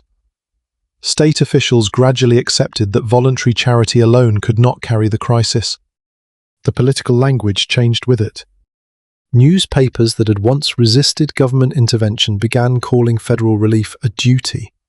Nebraska lawmakers argued that Washington had encouraged citizens to settle public land and therefore had an interest in preventing those settlers from being driven off by disaster. The same homesteading policy that celebrated individual effort was now being used as an argument for collective assistance. By March 1875, federal rations were being issued in 43 Nebraska counties to 13,421 adults and 9,142 children. The State Relief Association recorded 8,878 families on its rolls that month. Federal participation eventually extended beyond food and clothing. At Fort Hartsuff, authorities were instructed to place as much construction work as practical into settlers' hands, turning wages themselves into a form of relief. That distinction mattered. A sack of flour could save a family this week. A job could allow the family to purchase its own flour next week. Work preserved something charity could threaten unintentionally, the household sense that it was still supporting itself, even if the work came from a military construction project rather than its own ruined field. And later memory would make all of this strangely easy to forget. By the 1890s, some Nebraska pioneers were already telling a cleaner story about frontier independence. One early settler claimed that the old pioneers had not called on Washington to solve their problems. Yet historians comparing those memories with the records of the 1870s found the opposite. During the Grasshopper crisis, settlers, newspapers, legislators, governors, and local communities repeatedly demanded broader government assistance when private resources failed. That forgotten contradiction may be one of the most revealing parts of the entire plague. The homesteaders were independent. They worked brutally hard. They improvised. They rationed. They moved for wages. They borrowed. They preserved food. They fought insects in the fields. And when those things were not enough, many of them asked for help. There was no contradiction in that when winter was actually happening. The contradiction appeared later, when survival was turned into legend. A warm descendant could remember the courage. The flour ration was easier to leave out. But the ration belonged in the story. So did the donated coat, the unpaid store account, the army wagon, the neighbour, the state bond, the federal seat, because the Grasshopper years showed that resilience did not mean never depending on anyone.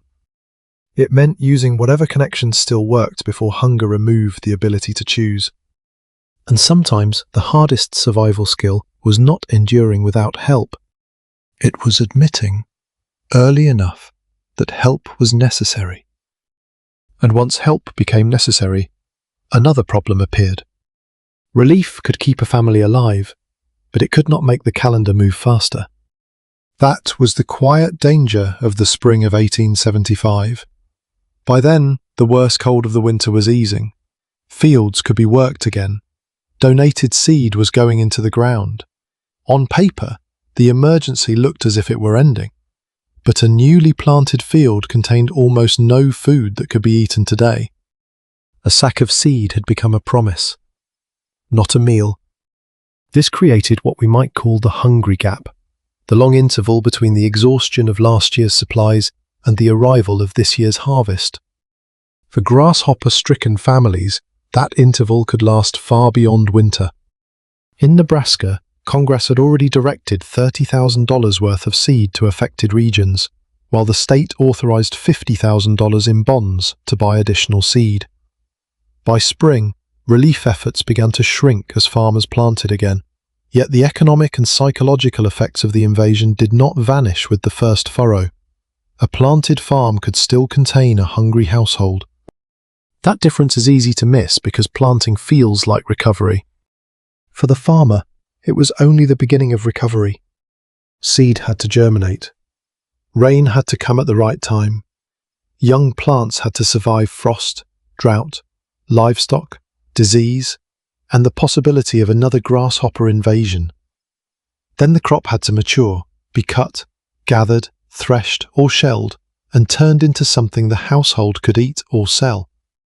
Every one of those steps required time, and people needed food during all of them. The Army's ration records show just how long that need lasted.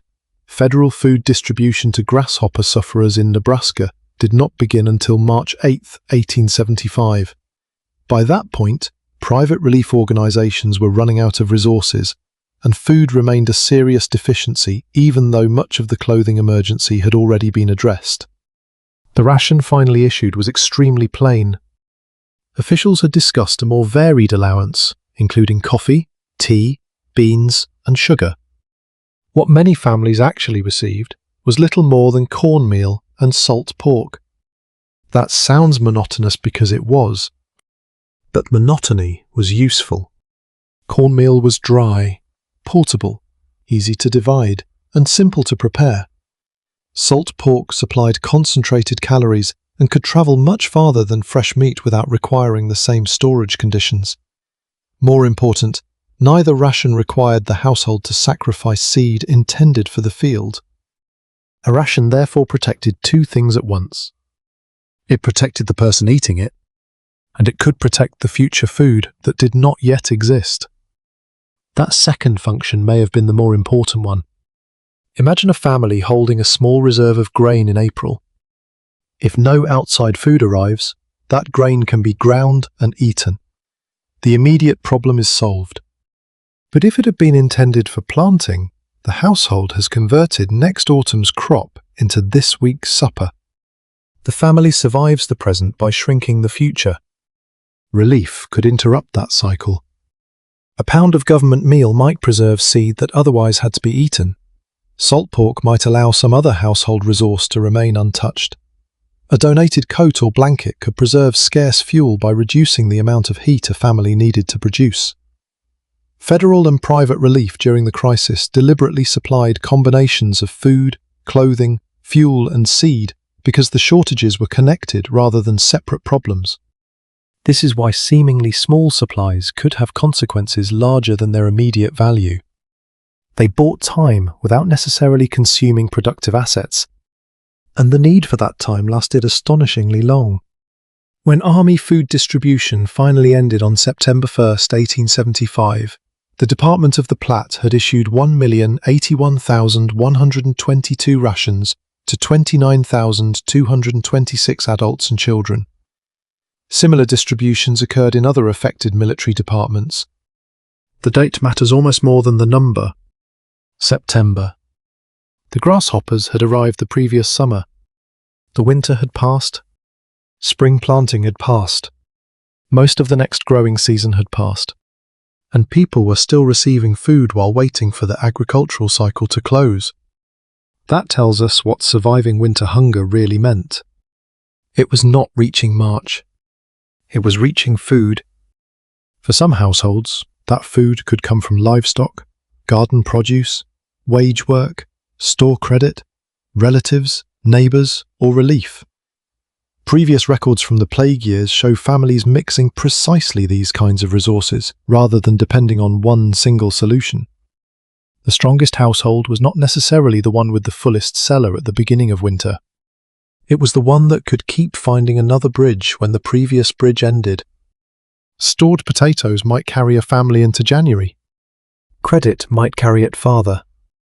Government meal could preserve seed during planting. Eggs or milk could add something while fields were still immature. A few dollars from temporary work might become flour before the new grain was ready. Then, finally, the crop itself could take over again. The sequence mattered because no single resource needed to last the entire year. It only needed to reach the next resource. That is a very different model of survival from the image of a pioneer household possessing one enormous stockpile. In reality, families often moved from reserve to reserve. Food became wages. Wages became flour. Relief preserved seed. Seed became a crop. The crop could repay debt. Livestock converted feed into milk, eggs, offspring, or meat. Neighbours or local committees filled gaps until another source became available. Survival was less like having one strong wall and more like having a series of doors that could be opened before the room became empty. The danger came when too many doors closed at once. A second grasshopper invasion could damage the newly planted crop. That fear was very real. Despite the catastrophe of 1874, enormous numbers of locusts remained on the plains in 1875, and farmers continued turning up masses of eggs while ploughing. A sick or sold animal could remove milk or future offspring. A merchant could stop extending credit. A temporary job could end. A distant household might struggle to reach relief at all. Contemporary Nebraska relief accounts specifically noted that remote areas were among the hardest to serve. That is why repeated plague years were so destructive, even when a later invasion was smaller than the first. Each year could remove another backup. The first bad harvest consumed the pantry. The next consumed savings, then livestock, then credit, then seed, then perhaps the claim itself. Recovery worked in the opposite direction. First, food became more reliable. Then seed reserves returned. Then animals could be kept instead of sold. Then debts could be reduced. Then cash could accumulate. Then the family could improve buildings, replace equipment, or expand again. Seen this way, hunger and recovery were not two separate events. They were the same household system moving in opposite directions. Grasshopper plagues pushed families toward fewer choices. Successful recovery slowly restored those choices. And this may be the most useful way to understand why so many forms of aid mattered even when each one looked modest. A ration was not prosperity. A sack of seed was not security. A temporary job was not independence. A neighbour's flour was not a harvest. But each one kept a door open. And as long as one door remained open, the family still had a chance to reach the next season without turning tomorrow into tonight's meal. And once a family had made it through the hungry gap, the next winter was still not automatically safe. The grasshoppers had arrived during an economic crisis that was already making farm life harder. The financial panic that followed the collapse of J. Cook and Company in September 1873 pushed down agricultural prices and weakened investment. In Nebraska, farmers were already having difficulty finding good markets for wheat and corn before the great 1874 invasion arrived. A crop failure was bad enough. A crop failure in a weak economy meant that even the things a family managed to save might bring less money than expected. That matters because many homesteads were not built entirely with cash already sitting in a drawer.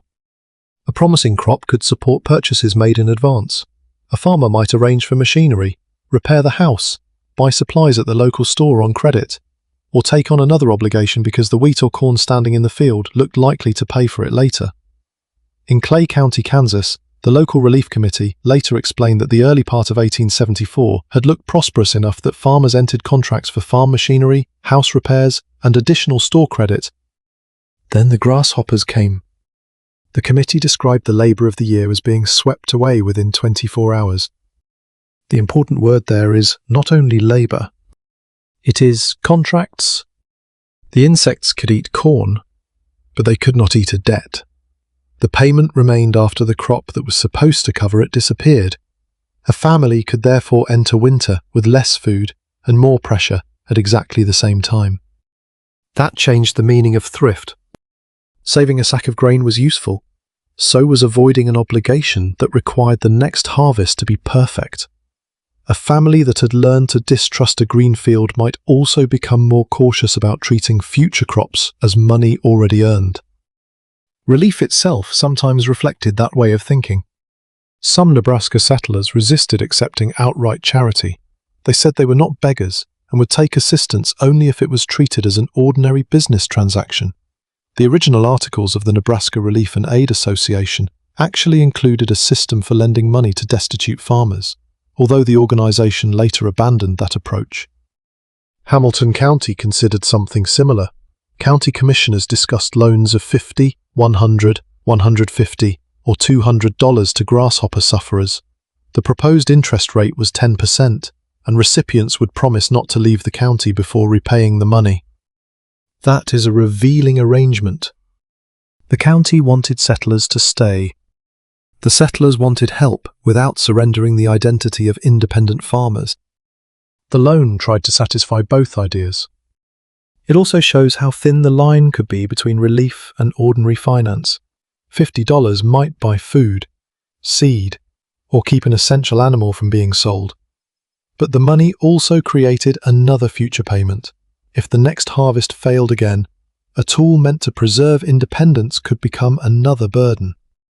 So the safer form of help was sometimes the thing that did not have to be repaid. That is where the geography of the relief effort becomes surprisingly large. By January 1875, Nebraska's relief organization had recorded more than $68,000 in cash and material donations. The list included money from the Indiana Grange, 100 tons of coal from a Cleveland company, $1,200 from Philadelphia, and smaller contributions arriving from as far away as Manchester, England, and Paris. One donor was 6-year-old Robbie Coliphant of Orange, New Jersey. He sent half of his money to help people in Nebraska. For the family eventually receiving some part of that national collection, the donor's name may never have been known. What mattered was that distant money could become something solid nearby. Coal, flour, clothing, seed, a blanket. A farmer did not need to understand the entire chain. He needed the last link to hold. Railroads helped make that possible by carrying many relief shipments without charge. Between November 19, 1874 and January 25, 1875, the Kansas Central Relief Committee received 124 carloads containing 12,160 boxes, barrels, and other packages. Those packages were a kind of reverse harvest. In an ordinary year, the plains sent agricultural products outward toward markets. During the plague winter, goods flowed back toward the farms. The railroad car that normally represented commerce could temporarily become part of the food system. A town depot could function almost like an enormous pantry door, connecting a failed local harvest with grain, clothing, coal, and money produced somewhere the insects had never touched. But even this system depended on trust and timing. Someone in the East had to believe the reports. Someone had to donate. A railroad had to move the goods. A committee had to receive and sort them. Local agents had to decide where they went. A family then had to reach the distribution point, or someone had to reach the family. Every step could delay the final meal. That is why the most secure homestead after the plague was not simply the one with more stored food. Security was becoming a combination of reserves and access. Access to a merchant who still extended credit, access to wage work, access to transportation, access to neighbours, access to a relief committee, access to land that could still be planted, and, increasingly, access to enough cash or credit that a household could make choices before desperation reduced those choices to one. The Grasshopper years exposed how much frontier farming depended on expected futures. A machine was purchased because next year's production would justify it. Store goods were taken because harvest would settle the account. Land improvements were made because the farm was expected to become more valuable. Seed was planted because several months later it should become food. The plague broke those expectations all at once. A family survived by shortening the distance between what it owned and what it could actually use. Food already stored was safer than food still growing. Cash already earned was safer than crop income expected in autumn. A paid debt was safer than a promise attached to a field. A coat already hanging inside the house was safer than money that might buy one later. That did not make homesteaders timid. They still had to plant again.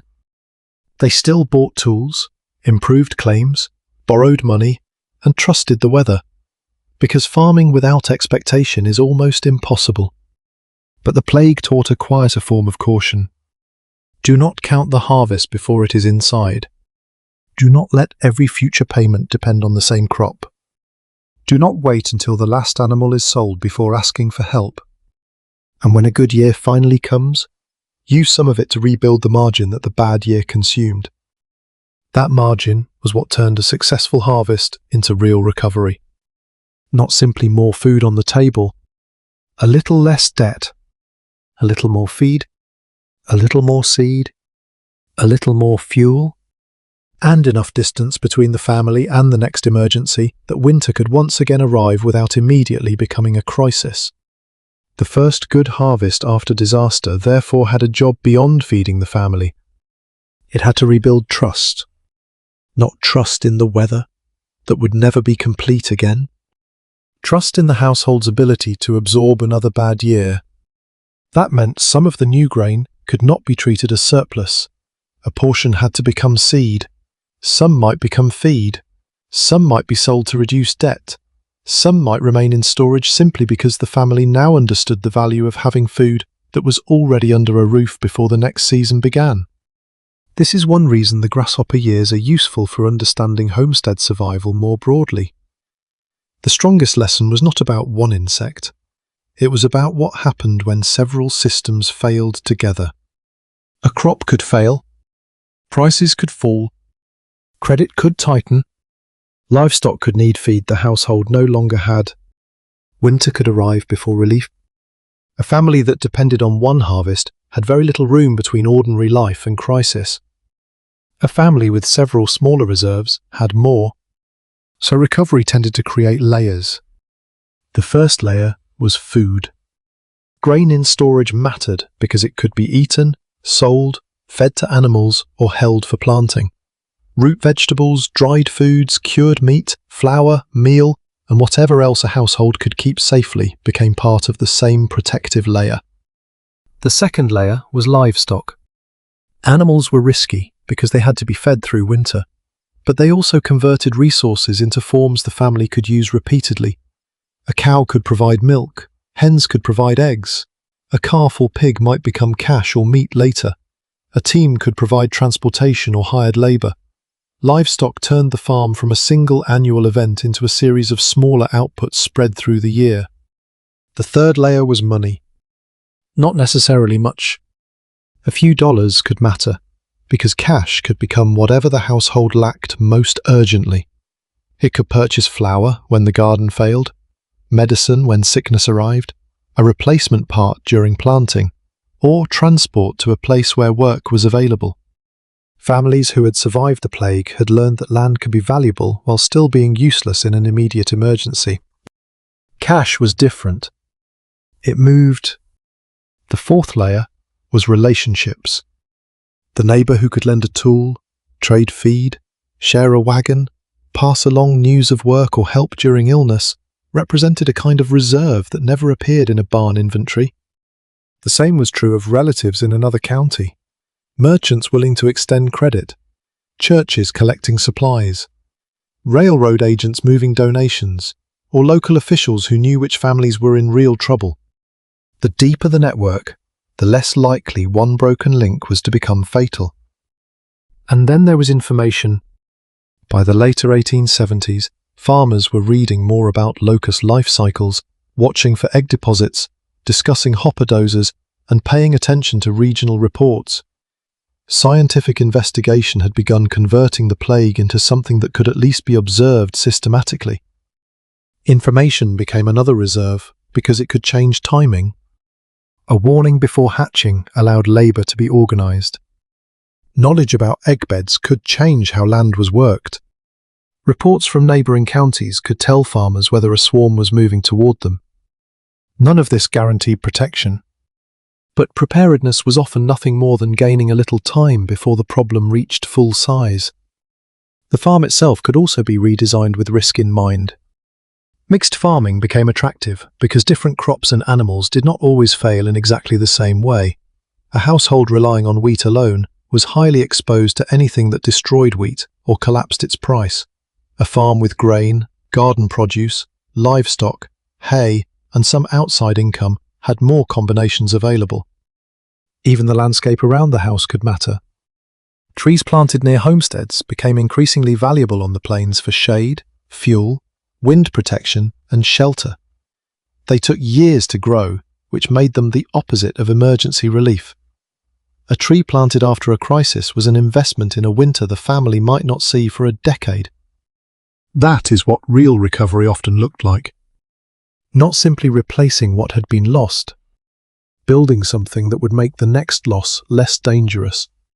Families also learned to separate enough from extra. In a prosperous year, a full bin could look like something waiting to be sold. After the plague, the same grain could look like winter insurance. A healthy cow might look like an animal that could bring cash at market. After hunger, it could look like milk already secured for the next season. A small amount of savings could look idle in good times. After disaster, idleness could be exactly its purpose. The reserve existed because nothing had happened yet. That way of thinking is easy to miss in stories that celebrate expansion. Homesteading is usually described through acres broken, houses built, towns founded, railroads extended, and harvests increased. But survival also depended on restraint. Not selling everything, not borrowing to the limit, not planting every acre in one crop, not eating every seed, not assuming that because this summer looked good, winter had already been solved. Repeated grasshopper years punished optimism that had no backup. They did not punish hope. Farmers had to remain hopeful enough to plant again, but they learned to attach hope to reserves. The community changed in similar ways. A county that had once seen crop failure as the private problem of individual farmers now had experience organising relief. Officials knew how quickly food shortages could spread. Railroads had demonstrated how essential transport could become when local production failed. Merchants had learned what happened when hundreds of customers simultaneously could not settle accounts. State governments had crossed into seed aid and organised pest destruction. Federal authorities had distributed clothing, food, and seed, and temporarily adjusted homestead rules. Those institutions now carried memory. The next emergency would not have to be invented from nothing. That may have been one of the most important things left behind by the plague years. A disaster teaches individuals, but it also teaches systems. Where did supplies get stuck? Which counties were hardest to reach? How late could hunger continue after planting? How quickly could private charity be exhausted? Which kinds of aid preserved future production instead of merely consuming the present? The answers remained even after the insects disappeared. And inside households, memory was probably simpler. Keep something back. Keep something dry. Keep seed apart if you can. Keep an animal worth feeding. Keep a second way to earn money. Keep good relations with the people around you. And do not mistake a standing crop for food until it is safely stored. Those habits did not eliminate poverty, drought, debt, illness, fire, blizzards, or another insect invasion. They did something more realistic. They increased the number of mistakes, surprises, and losses a family could survive before the final option disappeared. That was the margin, not comfort, not wealth. Space. Space between one failed crop and hunger. Space between losing wages and selling the cow. Space between a cold week and running out of fuel. Space between planting and needing to eat the seed. The grasshopper plagues destroyed that space with terrifying speed. Recovery meant building it back slowly. Sack by sack. Animal by animal. Dollar by dollar. Neighbour by neighbour, until the next winter no longer depended on everything going right. And that change in winter feeling may be the hardest part of the story to recover from official records. A relief ledger can tell us that flour was issued. A store account can show that payment stopped. A military report can count adults and children receiving rations. What those documents cannot measure very well is what happened the next time the sky darkened, or a farmer found grasshopper eggs while turning the soil. By the later 1870s, people on the plains had already learned that a good-looking season could change quickly. That knowledge did not end when the major invasions faded. It became part of the ordinary mental equipment of farming. Watch the weather, watch the insects, protect seed, avoid using every reserve at once, and never assume that food still standing outdoors belongs to the household yet. The language people used sometimes preserved that memory better than statistics did. Nebraska writers later used the word grasshoppered for farms and families that had been stripped by the insects. It was a compact word for a large chain of consequences. A field was eaten, but then a bill could not be paid.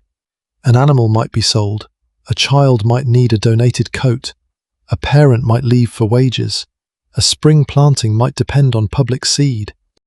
The insect disappeared from the field long before its effects disappeared from the household.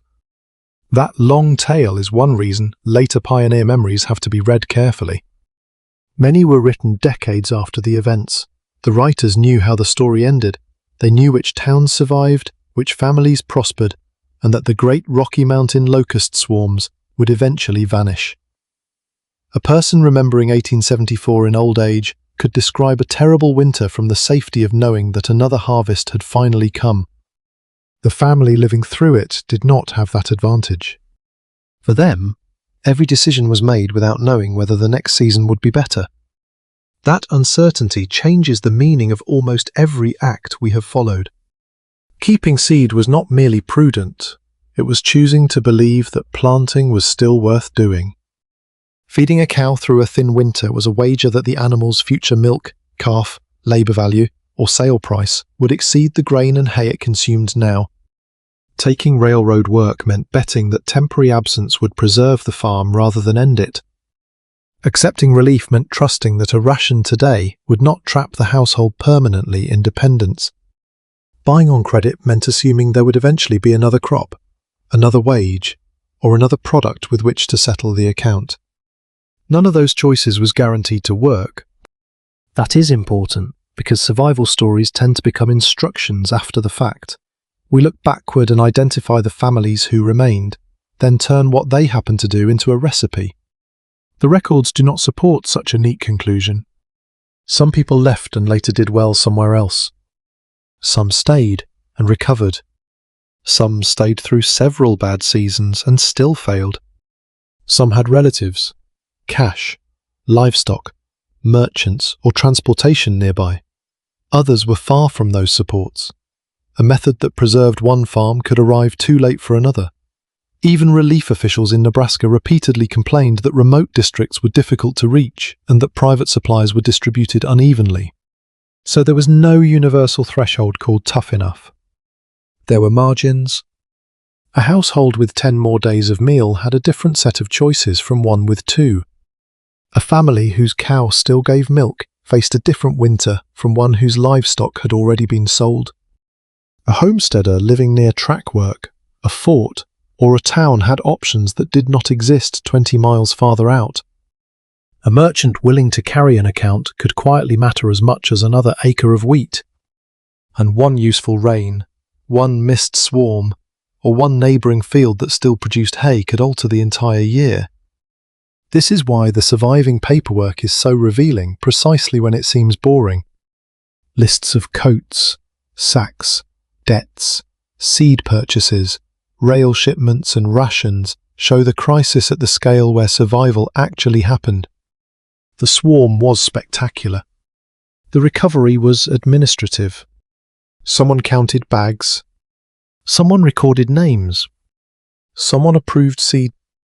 Someone decided which railroad car would carry donated goods without freight charges. Someone at a general store wrote another unpaid purchase into a ledger and hoped the customer would eventually return with cash or produce. Someone at home divided what arrived into tomorrow's meals. That ordinary chain is less dramatic than the sky going dark with insects, but it explains far more about who reached the next harvest. It also explains why the grasshopper years changed public expectations. Before the crisis, many Americans still spoke about farm failure, primarily as an individual matter. During the plague years, the scale of destruction made that position harder to maintain. Counties organized relief, states bought seed, Congress altered homestead rules, army officers issued rations and clothing. Scientists were funded to study an insect whose breeding range crossed political boundaries. None of these measures created a modern welfare state, and aid remained limited, contested, and sometimes humiliating to receive. But the boundary of what could count as a public agricultural problem had moved. The farms that recovered moved too. Not physically in every case, but economically. A household that once imagined the crop as the centre of everything could begin to value several smaller supports instead. Livestock, wage work, stored food, cash, credit, transport, relatives, and information. The farm remained important, but it was no longer required to perform every function alone. That may be why the word self-sufficient fits these families less comfortably than it first appears. They certainly produced much of what they used.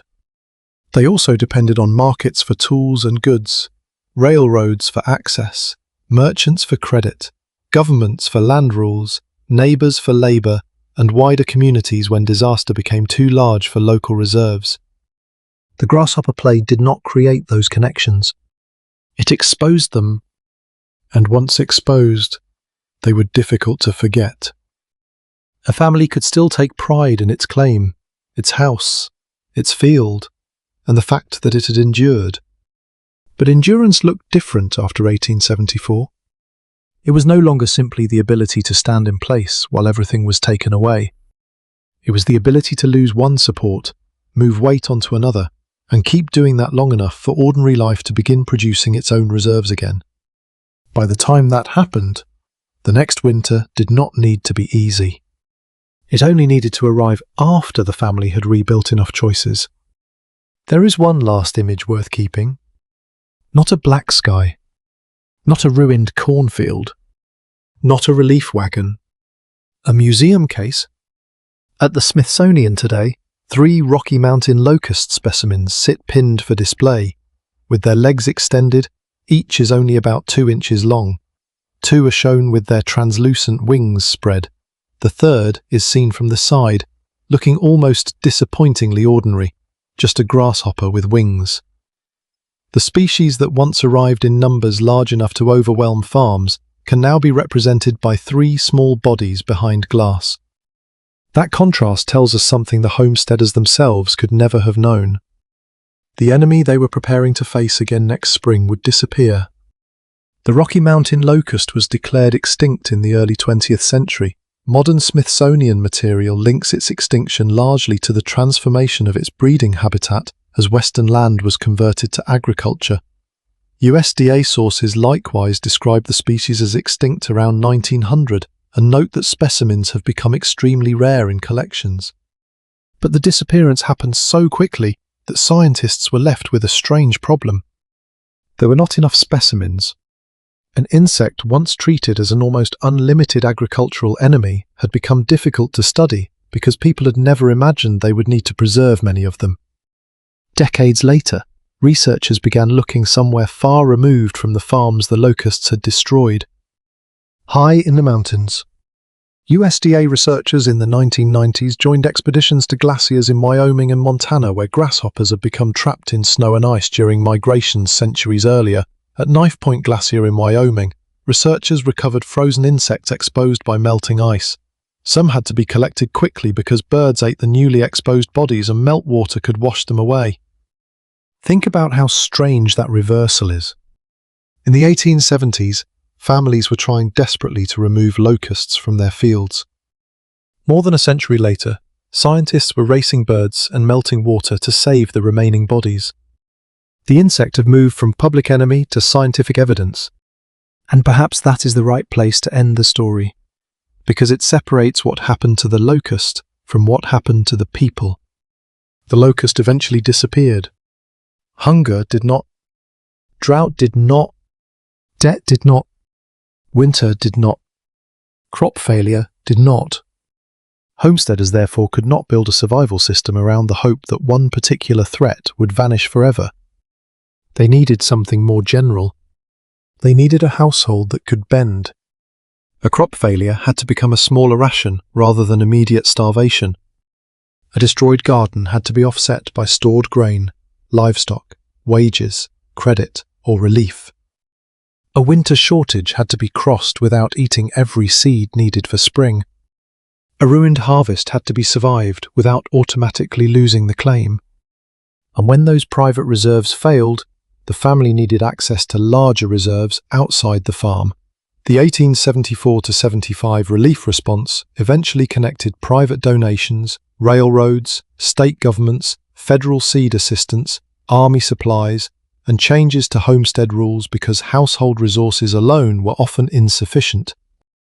That is the deepest answer to how homesteaders survived grasshopper plagues and winter hunger.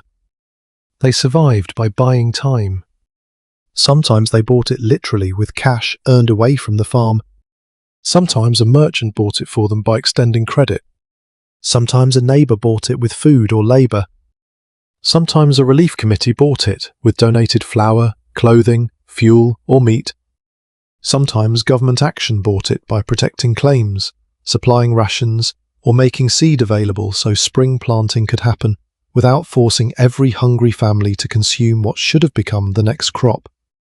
And sometimes the family bought time months before the emergency, without knowing it, by preserving food, keeping livestock, saving fuel, or refusing to spend every good year's surplus. None of those measures defeated the swarm. They changed what the swarm was allowed to destroy. That distinction matters. If all of a family's future existed in one cornfield, then the insects could eat the future in an afternoon. If part of that future existed in a cellar, a cow, a merchant's ledger, an outside wage, a neighbour's barn, a seed shipment, and a legal claim that could survive temporary absence, then even a stripped field did not necessarily close every road forward. This is why the familiar image of the lone homesteader is both true and misleading. The labour could be lonely. The responsibility could feel private. The family really did have to wake up, feed animals, cut fuel, cook, mend, plant, harvest, and make impossible choices with whatever remained. But the mechanism that kept many families alive was larger than the household. It was a network, and networks mattered most when no one element was strong enough by itself. The historical importance of the grasshopper years can also be seen in science. Charles Valentine Riley's work on the Rocky Mountain locust became part of the early development of organized American economic entomology. The National Agricultural Library preserves his 1877 book on the locust plague, written not merely to describe the insect, but to offer practical recommendations for destroying it. That is another kind of reserve. Knowledge stored for the next emergency. A farmer in 1874 might look at a moving cloud and know only that the crop was about to disappear. By the end of the decade, scientists were systematically studying the locust, its movements, its life cycle, and methods of control. The disaster had become something that could be recorded, compared, mapped, and investigated rather than merely endured. Yet the most useful memory remained remarkably simple. Do not let one good season convince you that every bad season is impossible. Keep food if you can. Keep seed if you can. Keep something that can earn money when the crop cannot. Keep relationships strong enough to survive embarrassment. Ask for help before the last useful asset is gone. And when the harvest finally returns, rebuild the margin before rebuilding the dream. The Rocky Mountain locust itself is now a museum specimen, and in a few extraordinary cases, a frozen body emerging from mountain ice. The families it once threatened left something less visible, a lesson about survival that applies far beyond grasshoppers. Resilience was not the ability to stand perfectly still while disaster hit. It was the ability to keep enough choices alive that one loss did not become the final loss. That is how homesteaders survived the swarm. That is how they survived the hungry winter after it. And when spring finally came, survival meant having saved just enough of tomorrow to begin again